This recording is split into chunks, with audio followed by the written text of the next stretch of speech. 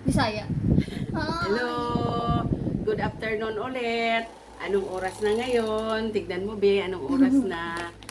Ano? Last, 12:25.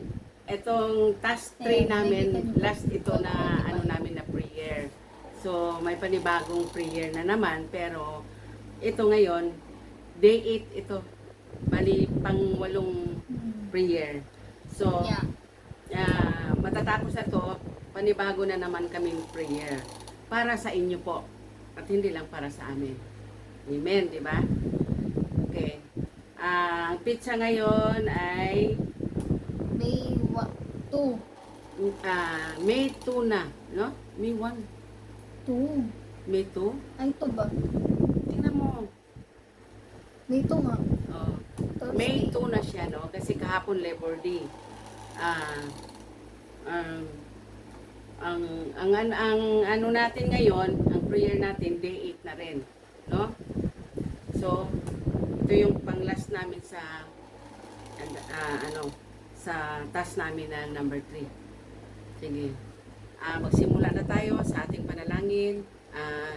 Yuko natin ang ating ulo para sa pagrespeto sa ating prayer. Amen, di ba? Heavenly Father, we humbly come before you, acknowledging your sovereignty and grace. As we gather in your presence, we ask for your wisdom and guidance to illuminate our hearts and minds. May this time of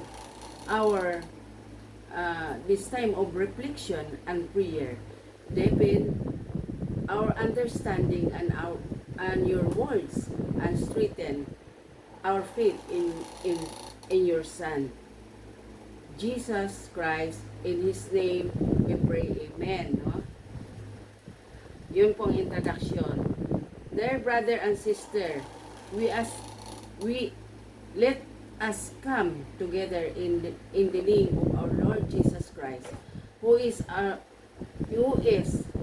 rock and our salvation in a world filled with turmoil and uncertainty. Our faith in Christ serve as a steadfast anchor, grounding us in His love and truth. Amen and amen po. Amen. Ito yung babasa yung ating As followers of Jesus, we are called to embrace the practice of prayer without ceasing, Amen. as emphasized in Philippians 4 verses 6. Do not be anxious about anything, Amen. but in every situation, by prayer and petition, with thanksgiving, present your request to God. Amen. Amen. Amen. Consider the story of Elijah in the Old Testament in 1 Kings 18. We witness Elijah bold confrontation, no? In confrontation with the prophet of Baal and Mount Carmel, despite the overwhelming odds against him. Elijah remained steadfast in his faith in reliance on God. He fervently prayed for God's powers to be displayed, and God answered with fire from heaven, vindicating His servants and revealing His glory to the people. Amen and amen po. Amen. In the New Testament, Jesus provides us with a profound example of prayer and dependence on God the Father. In Luke 11, verse 1 to 4, Jesus teaches His disciples how to pray, Amen. offering the Lord's Prayer as a model for heartfelt and reverent communication with God. Amen. Amen. Amen po. No? our faith journey in one of complete dependence of Jesus Christ, who assure us in John 14:6, I am the way and the truth and the life. No one comes to the Father except through me. This truth reminds us that apart from Christ, we are lost, but in Him, we find salvation and eternal life. Amen.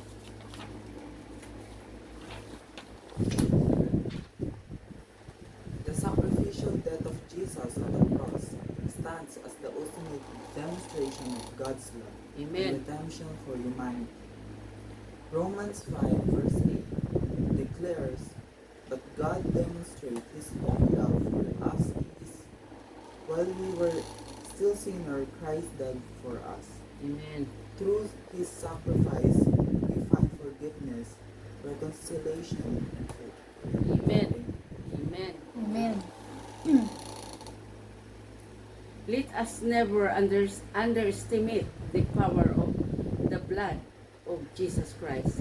Hebrews 9:22 tell us, in fact, the law required that nearly everything be cleansed with blood, and without the shedding of blood, there is no forgiveness. Amen. Amen. Furthermore, we are empowered by the Holy Spirit, who dwells within us as believers. Amen. Galatians 5, verse 22 to 23 describes the fruits of the Spirit, saying, "But the fruit of the Spirit is love, joy, peace, forbearance, kindness, goodness, faithfulness, gentleness, and self-control. Against such things there is no law." Amen and amen po, no? Gracious God, as we conclude our time of prayer and reflection, we thank you for the richness of your words and the power of our Spirit at work within us. May the truth we have encountered today continue to transform our hearts and lives, empowering us to live a faithful disciple of Jesus Christ. In the holy name we pray. Amen and amen. Amen. Amen po mga kapatid. Dito po nagtatapos yung aming prayer yung ating prayer mga kapatid sa day 8 po. Dito po tayo nagtatapos. So hindi lang ito ang pagtatapos, kung hindi mayroon pang panibagong uling prayer para sa atin, dahil napaka-importante po ang prayer sa buhay natin mga kapatid.